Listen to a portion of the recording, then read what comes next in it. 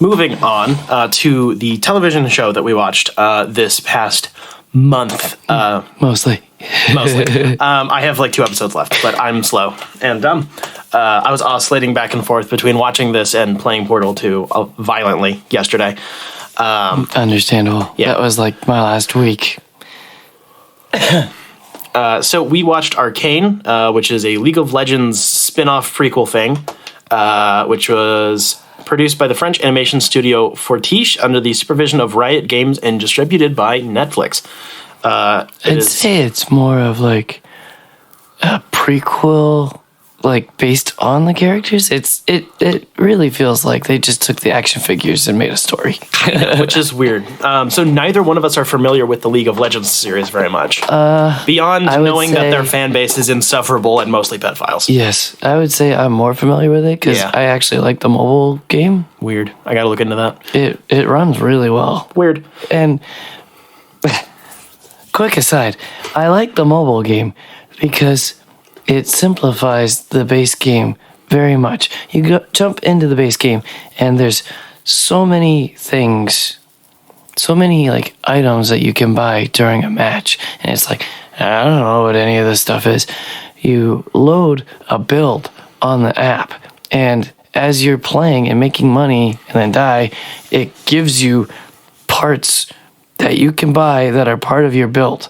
Like, it just simplifies it so much so that it's enjoyable. You don't have to know all the ins and outs of every character and every item. Interesting. That is why I like the app. Fair. I will look into it. So the first season it's a season of 9 episodes of like 30 to 40 minutes apiece, and it follows the sisters Vi and Powder from childhood into early adulthood, ? Sort of. Time is vague in this show. And the shenanigans they get up to betweenst lots of city politics, honestly. So I have, like I said, no familiarity with how the world in this fucking series works. I was really impressed with this, honestly. I knew that this was very popular this past year before we agreed to watch it.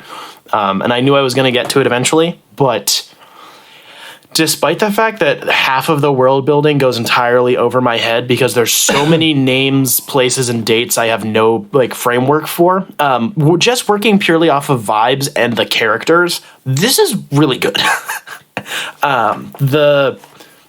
The fact that I understand the events of the series, even though half the time I'm forgetting people's names and like I barely understand how this city functions, the clear ideological differences between a lot of the parties involved, whether it be interpersonally or politically, makes a very clear picture to how all the plot threads are coming together, because there's like 3 or 4 primary plot lines.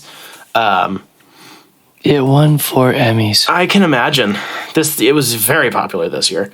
And I think that's more...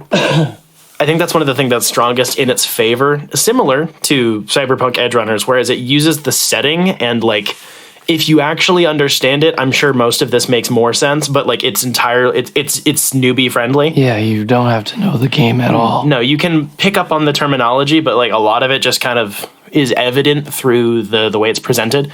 It doesn't feel the need to dumb down its universe too much or, like, start from scratch, really. It doesn't feel like it's changing much. It's just a medium change with a different story, but like it doesn't, this, based on what I've seen from League of Legends, this looks like what it would be if League of Legends, I don't know, had a fucking story. Right. The animation is gorgeous. It's so hot. Holy cow. It's like partially 3D rendered cell shaded mixed in with some 2D work and like a lot of, I'm assuming, digital matte paintings for a lot of the background work. It looks so fucking good. Yeah, I have no idea how they did it, but it looks amazing. I'm pretty sure I read that episode 4 itself won awards for like its animation. I can imagine. That was definitely the highlight. It wasn't Reformation Day. It was something else. It was Happy Progress Day. Yes. Yeah, the kind of felt like BioShock Infinite a little bit. It's got that vibe. I mean, it's steampunk, so it's Happy got that. Steampunk Day. Yes. But yeah, no, the animation tied in with the editing, I think, is what really makes it click, because they have full-length TV episodes, but they breeze through so quickly, despite having a lot of scenes that are very dialogue and like exposition heavy. Because when the action hits, it just goes fucking ballistic, like right out of the gate. Even when they're children, just punching people. It goes like balls deep on the action. It's not afraid to have blood and guts, and it's great. Explosions especially look good. I love how they use color through so much of this. It's not cyberpunk with like neon lights everywhere, but but it's it's not kind of close to that. It's like a nice merger between cyberpunk and steampunk, because steampunk is usually really desaturated and browns and bronzes, and there's plenty of that, but it's not afraid when it does have colors for them to be very bright deeply colors. saturated. Yeah. The reds and the blues and the greens and purples are very loud and obnoxious, and also there's like a lot of metal everywhere. It's a really cool blend. It has the tone of there's another type of punk like art and architecture. I can't remember what it's called, but it's basically what if cyberpunk but good? Like it's just like it's not cottagecore, but it's like a lot of, it's like there are blimps and shit, but also like it's all farmland and everything's green and pretty. It's got like that tone, but it's visually steampunk. It's not afraid to be gross and like grungy, but a lot of it isn't. And I think part of that which is a really cool contrast is like, so the upper city parts where all the rich pricks live, that has more shadows than a lot of the stuff down lower does, which is kind of weird. Like where you'd expect it to be all bright and shining, city on a hill type shit. Like they have vibrant colors, but there's a lot of shadows and there's a lot of metal work versus a lot of the lower characters who live in the lower shitty part of the city.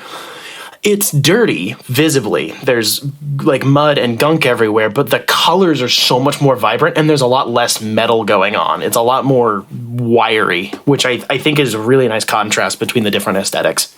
The voice cast across the board is phenomenal. Oh yeah, Haley Steinfeld. I didn't realize this was her until you told me, and then I was like, oh shit, and then I forgot because I don't think she's done voice work before, but she is very good in this, as well as everybody else. Yeah, everybody else is just everybody in general. It doesn't feel like they were in a studio being fed lines and a microphone while they're diddling on their phone. They actually feel like they're voice acting. You know, it's pretty cool because Jinx so easily could have been compared to Harley Quinn, but yes, but she's not. She's not. Like, I mean, I joked about her going Joker mode, but like it's a joke. Yeah, it's just haha, girl go crazy. She's Joker, but for girls. Her own thing. Yes. In voice and appearance. It's very good. Very, very good. I much agree. The action is great. The soundtrack in general is really good. I have not liked Imagine Dragons in so long because that's kind of where you lose me. But Imagine Dragons has basically always been shit once I turned 14, but the intro song's pretty good. I gotta give it that. And a lot of the regular just musical cues are very good. The sound design is really solid as well. I noticed that. It's very crunchy and pops. You talked about this a while ago. But you couldn't come up with a name for it. They definitely have the action interact with the music and moves on beat. Yeah. And I love that. It's mega nut. I cannot get enough of that. That's good. There's a term for that. I still don't remember what the fuck it's called. Any music nerd can tell you, but it really helps. Especially because there's so many chase sequences in this show. There's so much running. I was saying even the fight scenes, they punch on beat.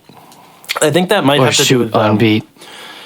Yeah, there's definitely a lot of communication between the people doing the sound mixing and like the editors, which Bombs is really explode on beat. Oh, that's so hot. Yes, this is great. I'm glad it got renewed. I'm very surprised at how much we liked it, especially for like being pretty skeptical about it. Like, I don't know anything about LOL. Like, I don't know. We'll see how it goes, but it's pretty impressive how much we enjoyed our time with this. Again, as I think we continuously come up with, the best logic for adapting a video game is make it animated in some form. Live action just doesn't work. It's a video game for a reason. It's fantastical. Use animation. I'm wondering if we should not do season 2s and beyond of shows that we talk about. Interesting.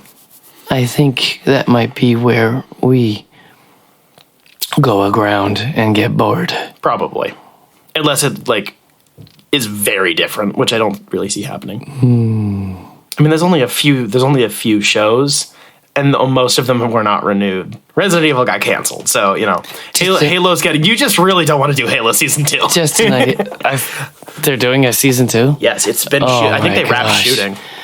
You're all right. I don't want to cover that. I would not mind watching a second season of this, or covering it, but you're probably right. There's still a pretty big backlog of movies. Yeah, there's so much other stuff that we can cover. Considering 2023 and 2024 are going to have 50 fucking Sony-based movies and TV shows coming out, like, we'll have plenty enough to cover. So yeah, That probably. also keeps us from doing all 8 Resident Evils and etc. etc. Yeah, probably. I still want to do the Silent Hills. No, that's just they're not even. No, I know. There's nothing to talk about. It's just dog shit. Yeah? Yeah. And?